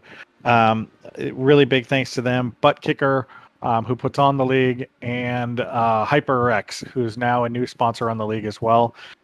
So big shout out to all of them and to all the Dark Horse guys. At least we got second, but dag nabbit, I wanted to win tonight. Yeah, you definitely got close. Yeah, that one stings. Yeah, that one stinks. I really wanted that one, but you let Robert know that was a hell of a pass. That's Charles Teed. Second place here tonight at Kentucky. Almost pulled off the victory, but once again, job well done there, Charles, and best of luck next week. Thanks, gentlemen. And we're still waiting to see about the situation here with our third place finisher, Victor Santos. So while we still wait on that, let's see if we can get a word down in victory lane with tonight's race winner, Robert Miliska III. Hey, Robert, it's Matt and Seth up here in the FRN booth. You got us? Yeah, I got you, boys. Wow, what a shootout here tonight at Kentucky. It came down to that last lap pass. Now, we knew that you had the tires to be able to pass him, but we weren't necessarily certain which line it was going to be the preferred line to make that pass. It looked like, from our angle, that Teed gave you the outside line. Was that the case, or was that the line that you wanted to go up to make that move through 3 and 4? I think he did kind of give it to me. I did have a pretty big run off of 2, but I definitely wanted the outside just because I've been running there, or the cars I could pass, I could only really pass from the outside. So having the outside there, I knew I had them, especially on the newer tires. Buddy, you keep finding ways to make this difficult and then just make it look spectacular, just running through the field. I mean, we heard from Charlie, but said it was a hell of a pass. I mean, what was your take on it? Yeah, I mean, I'd say a pretty textbook pass with fresh tires. I mean, if you could really get to someone's outside, if you're both in clean air, you could basically just get the run on them because they had the lift off of turn 4 there to not get into you. So if you had the outside any time, really. It seemed like that was the preferred line to pass. Now, Robert, we've seen a lot of your wins this season be dominating performance. Tonight was certainly not a walk in the park. I want to go back to a portion around the midway segment of this race where you were in the middle of, I think it was, two or three wide situations. Did we just lose Blackcast? Oh, we lost Matt. Okay, so but we saw you in the middle of two or three wide situations up on the top against that outside wall. I mean, the racing here tonight, especially early on, was crazy. How difficult is it to? I mean, the cars looked rather steady, but when you've got drivers that are racing in that close proximity, how difficult is it out there on track at a track like this? Yeah, I mean, first of all, I gotta give credit to everyone in the league because that was, at least on my end, that was probably the most fun league race we've had all season without, close racing, not really much contact. But yeah, I didn't do much practice in the draft there early, so I was kind of worried that I'd maybe get shuffled back when I was, fifth, sixth spot there. But just going where the clean air was, I was able to rip that high line and pick off a few guys and somehow get back to the front in probably, 3-4 laps. All right, so 7th win here tonight. We already know you had that streak of 4 in a row. If you'd been able to win last week, we'd been talking about 6 in a row. I mean, it's certainly looking like the championship is going to be locked up before we even get to Indy. So is the mindset now just go out there, have fun, and try and win as many races before the conclusion of the season? Yeah, that's basically it. Yeah, just really, I mean, I'm happy with top fives. I know that I'm not going to win every race. I've had some very good luck, definitely compared to a lot of guys. Like I know Alex is up front there the whole race. He deserved a much better finish than P11. But yeah, just keep trying. Finish these races strong and hopefully carry the momentum into next season. Even though it's kind of far ahead. Well, great run here tonight for you, Robert, and thank you up here in the booth for giving us an exciting finish to be able to call. That was a lot of fun to watch that green-white checkered, if you will, here tonight to finish out the race at Kentucky. Congratulations on your 7th win of the season. Now we're going to give you the opportunity for some thank you sponsors and shout-outs. Yeah, thanks to you guys, FRN, for broadcasting and streaming this whole thing. HyperX for sponsoring our league now. And it was great working with Dylan there. We were actually saving fuel that last run if it didn't go green. And we had a 1-2 on lock, but the caution kind of messed it up. But yeah, great job to everyone in the league race, and that was a really fun race. Hopefully, looked good on the stream. That's Robert Maleska III, 7-time winner here in the Dark Horse IndyCar Series, and continues to grow his points lead heading into the Milwaukee Mile next week. Congratulations, Robert, on a job well done, and looking forward to seeing what you do here for the remainder of the season. Yeah, thanks, boys. Have a good one. Well, while we're waiting for Victor Santos's translator to get in, let's just go ahead and pull Kobe Moore here real quick.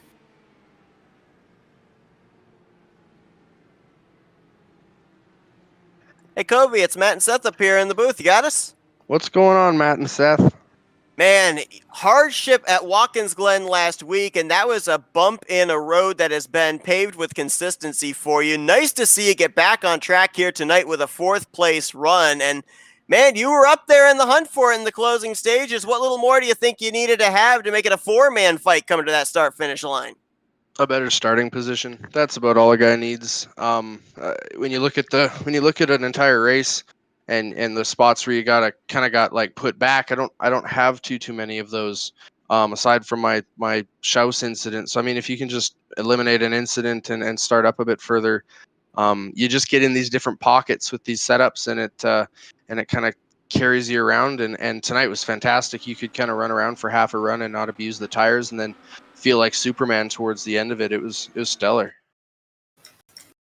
So, Kobe, obviously it was a kind of a bold move, deciding not to take tires here at the end of the race, deciding not to come down when everyone else came down. I mean, I've got to ask, do you think that would have kind of panned out if no caution came out, or?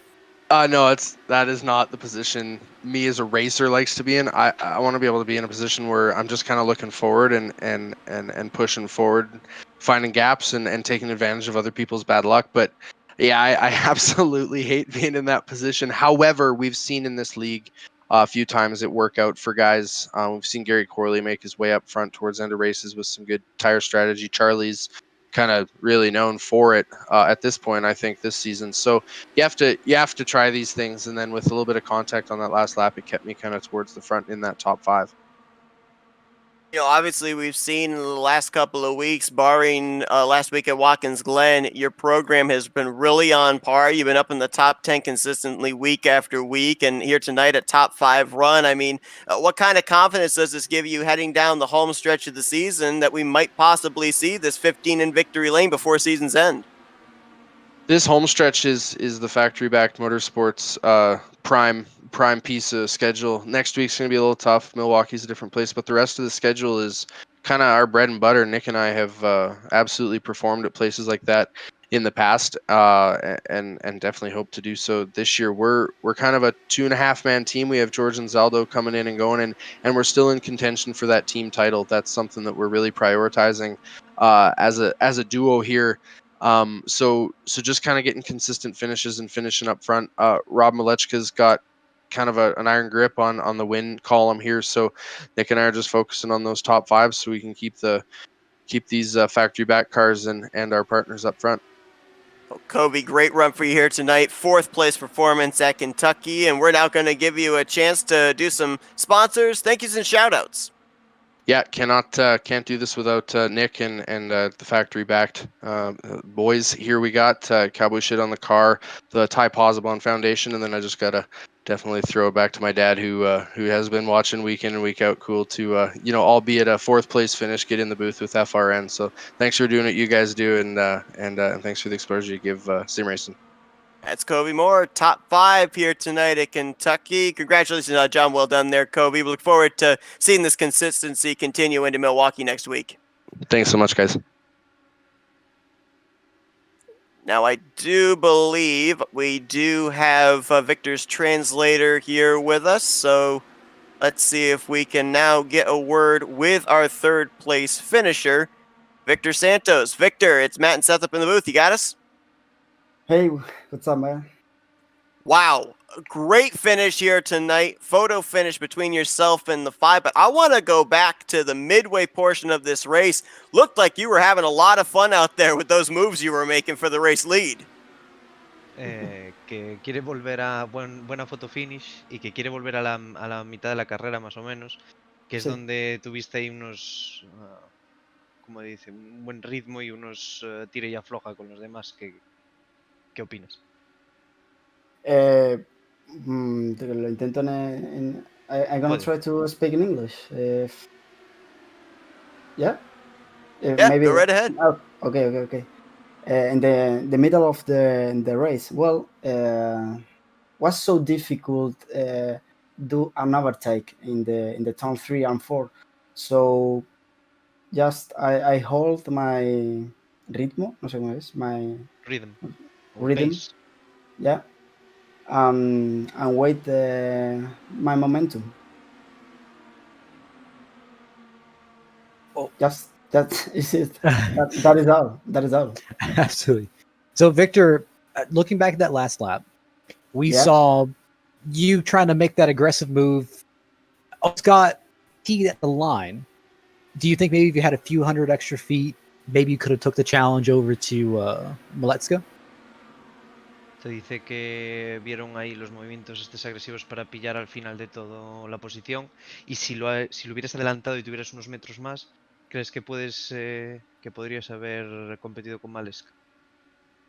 Well, fight with Malechka is so hard. So maybe yes, but I don't think so. Malechka put me the easy way for me. So he knows how to drive, how to send me dirty air. So I don't know, but we will see in the next race in Milwaukee, I think. Well, Victor, we always have a lot of fun watching your Neon 24 making its way through the field, these 1.5 miles. Is there anybody out there that you'd like to, any sponsors or anybody that you'd like to give some thanks and shout-outs to? Que disfruta mucho viendo el coche neón, que es muy divertido verte y que si quieres dar algún agradecimiento a algún sponsor o a alguien en concreto. Well, of course, always I appreciate it and say thanks to my streaming in Twitch. Every time, every day, the people support me and help me with the words. So thanks so much. My streaming. That's Victor Santos. He brings it home. 3rd place here tonight at Kentucky after a solid outing. Once again, congratulations on a great run there, Victor. Marcos. Sí, básicamente felicidades y que buena carrera. Thanks so much to the competition and Charles Teed and everyone. Thanks so much.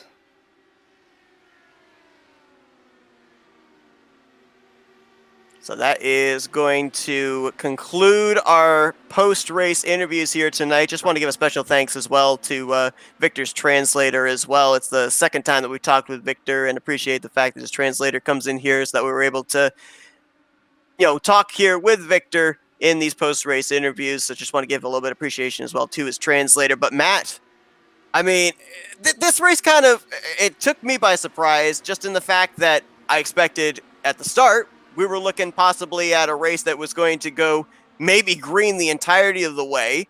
And we had those mid-race cautions. Then I thought, well, we might go green the rest of the way. And it might come down to fuel strategy. And then what do you know? It's a 2-lap shootout to decide tonight's race. And see, that's what's so tough about Kentucky, where, it is a fuel mileage track, but with these Indy cars, they're so aerodynamic. They're so dependent on the draft. And when you get all of them together, boy, these things have speed. Now, you were in the booth about 3 weeks ago when these drivers were at Worldwide Technology Raceway, as you brought up, and you're absolutely right. The Milwaukee Mile that we're going to next week would probably be the best comparison of a track that we've been to previously this season. So, based off what you saw back there at WWT, what do you expect we're going to see next week with these drivers?